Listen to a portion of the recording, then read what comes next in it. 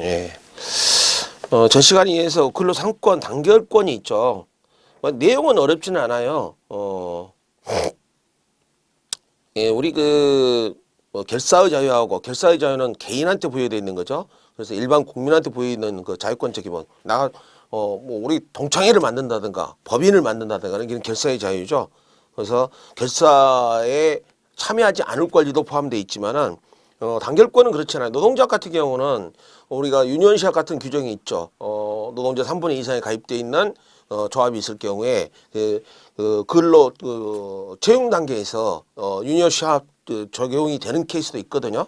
그래서 소극적 단결권은 인정하지 않는 경우도 있죠. 그 정도 부분입니다.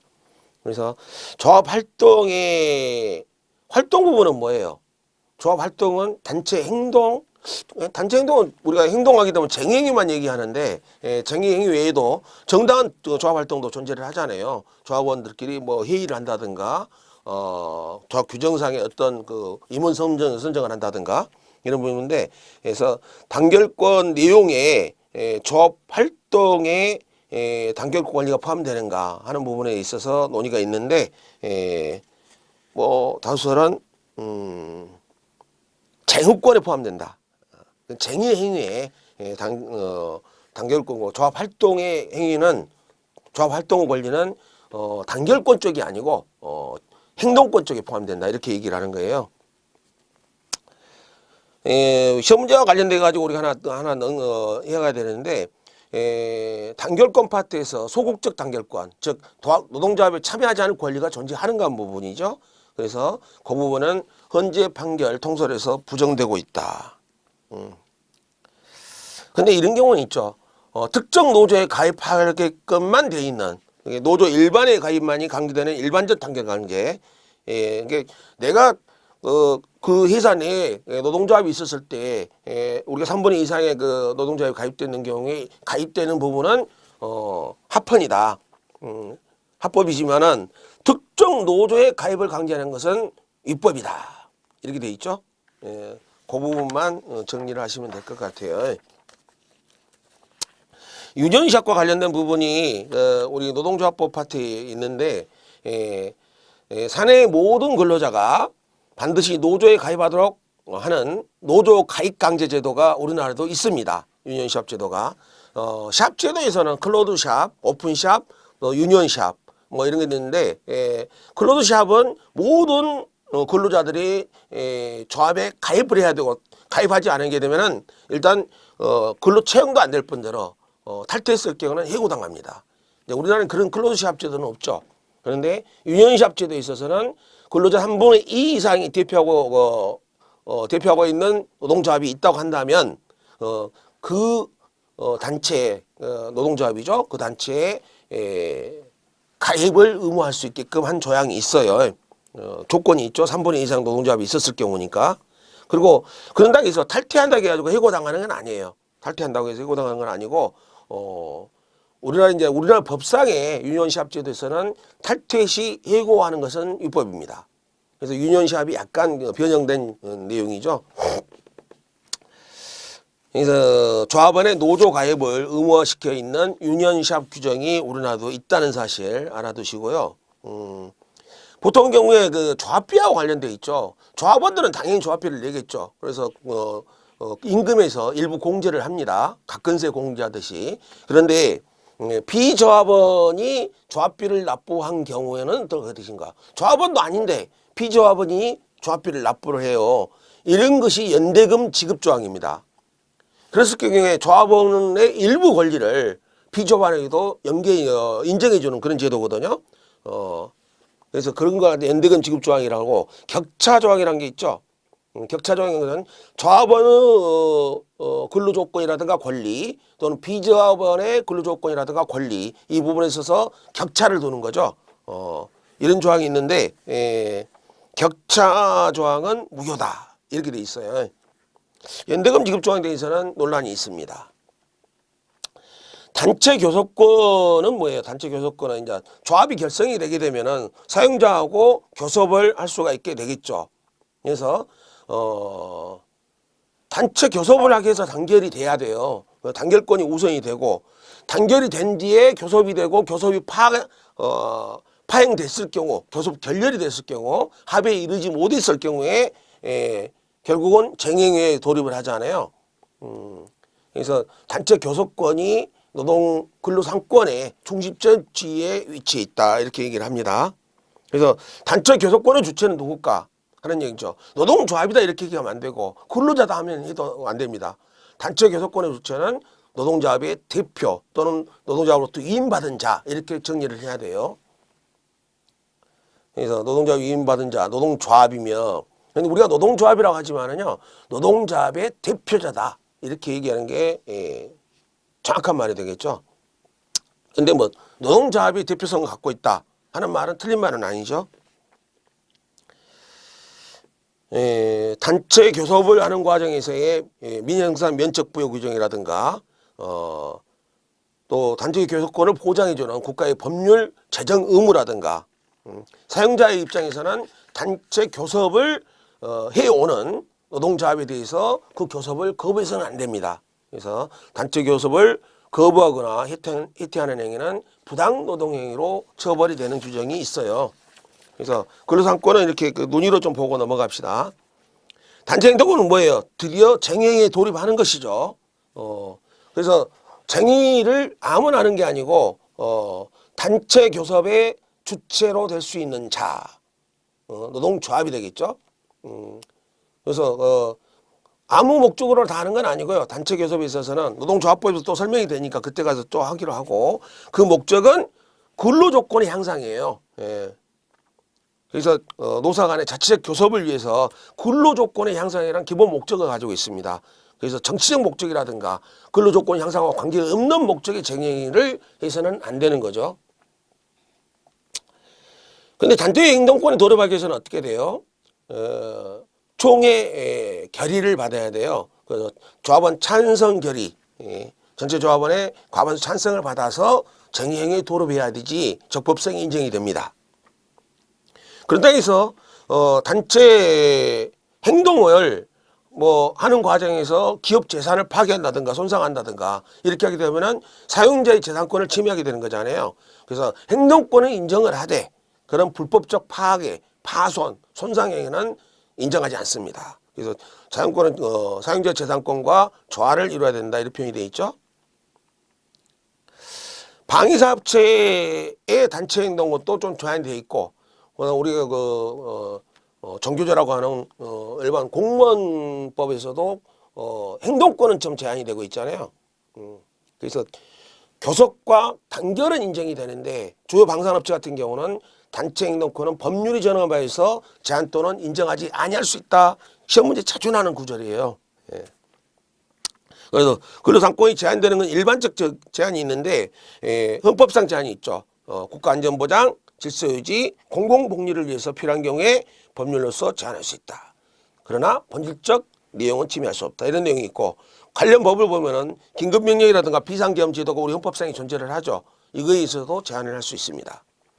공무원 근로상권 요거 또 시험 문제 잘 나오죠. 잘 나오는데 공무원의 근로상권을 제한하는 그 근거에 대해서는 시험 문제 나오진 않겠죠. 여러분들 참고사항입니다. 왜 공무원은 근로상권을 못 가질까 하는 부분이죠. 그래서 공무원 집단은 이윤 추구 집단이 아닌 기업이 아니다는 얘기죠. 기업이 아니고 공법상 사법상 계약관계가 아니고 공법상 계약관계라는 것은 공무원들이 함부로 쟁행이 들어가게 되면 결국 피의자는 누구예요? 국민이잖아요. 그래서 국민 전체의 봉사자라는 점. 그 다음에 공무원들이 월급 올려주라고 쟁행하게 되면 그 월급은 결국 누가 되게 됩니까? 세금으로 되게 되잖아요. 그래서 국민의 권리와 법률상 예산상 제약을 받는 부분이 있다. 뭐 이런 내용들이 있으니까 참고만 하시면 될 것 같고요. 방위산업체에 관련된 부분 지문은 잘 나와요. 법률이 정하는 주요 방위산업체에 종사하는 근로자의 단체 행동권은 이 부분을 좀 조심해야 되겠죠. 단결권과 단체 교섭권 부분을 언급한 게 아니고 단체 행동권 부분만 언급하고 있어요. 그래서 법률상으로 임의적으로 하는 게 아니고 법률상으로 제한하거나 인정하지 아니할 수 있다는 규정이 나오는 거죠. 그래서 이것과 관련된 그 대표적인 법이 노동조합법이죠.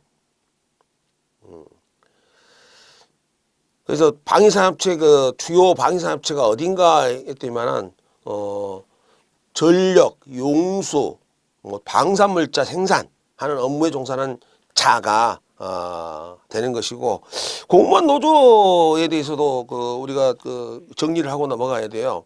국가공무원법이나 지방공무원법, 교원노동조합 이런 부분에 대해서 단체 행정권이 제한이 되고 있죠.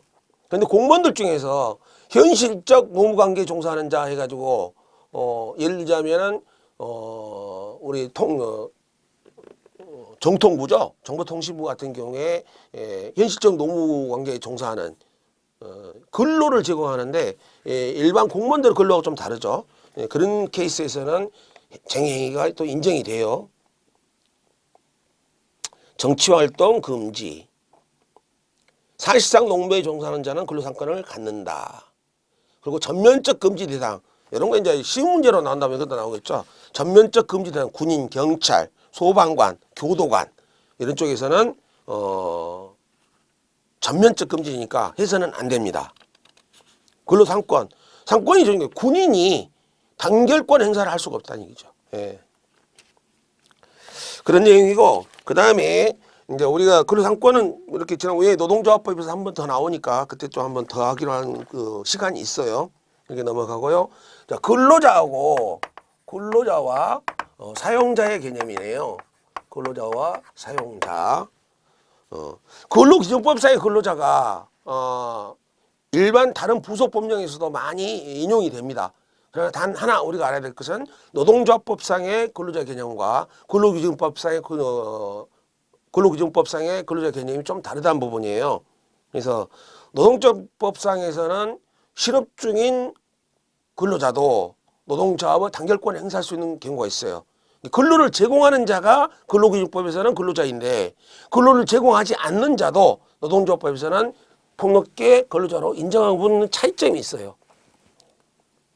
일단 근로기준법상의 근로자의 개념을 보면은 임금을 받기 위해서 근로를 제공하는 자인데 임금을 받기 위해서 하는 거죠. 임금과 근로제공은 임금 수령과 근로제공은 대가관계 있죠.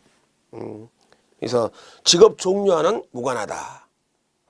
사용자는 어때요? 사용자는 세 파트가 등장하죠. 사용자 세 파트. 사용주, 사업주죠. 사업자는 이제 말 그대로 뭐 창업자라든가 재산권을 가지고 있는 재산권자겠죠. 그 다음에 경영주죠 있죠. 경영주는 경영 담당자예요. 경영만 담당하는 자 또는 사업주를 위하여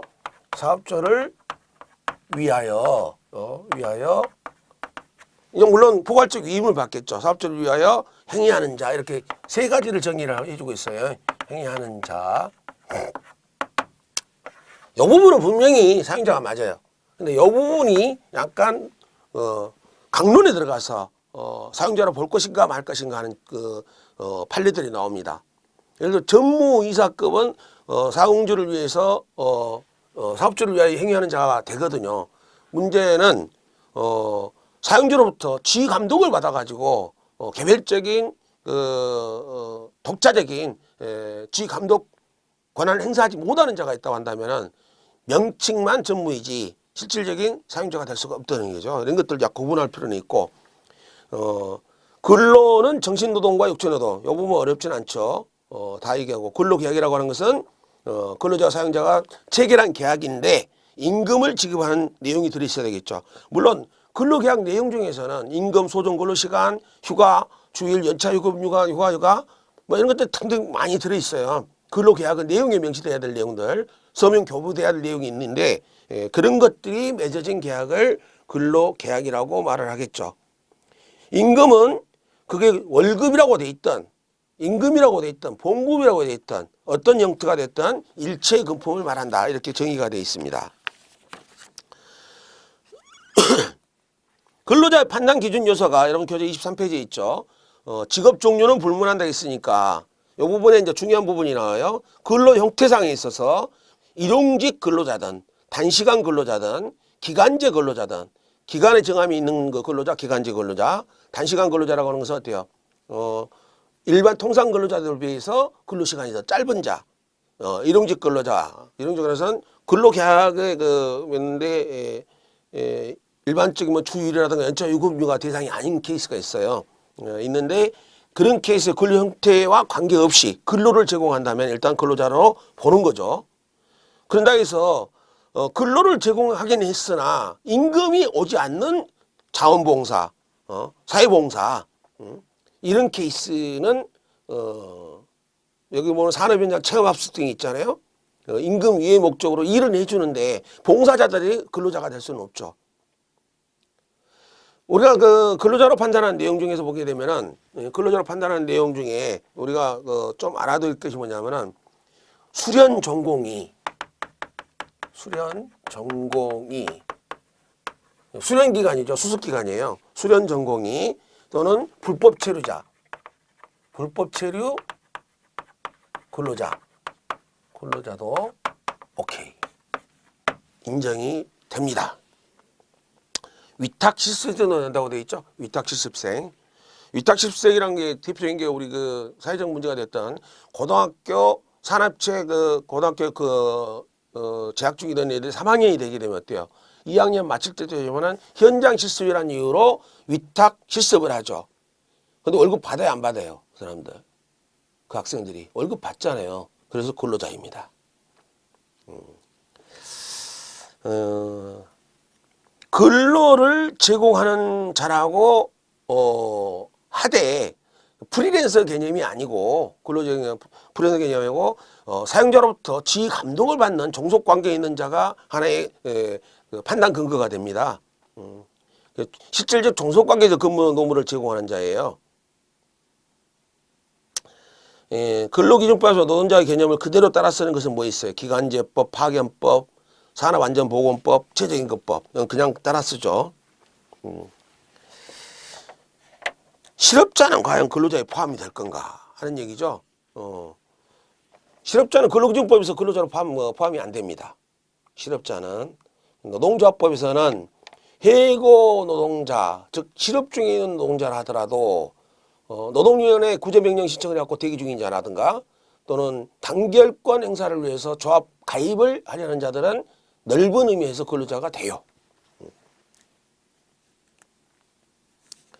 뭐 일시적 그 근로 제공이 중단됐다 해서 근로자 지위를 잃지는 않겠죠.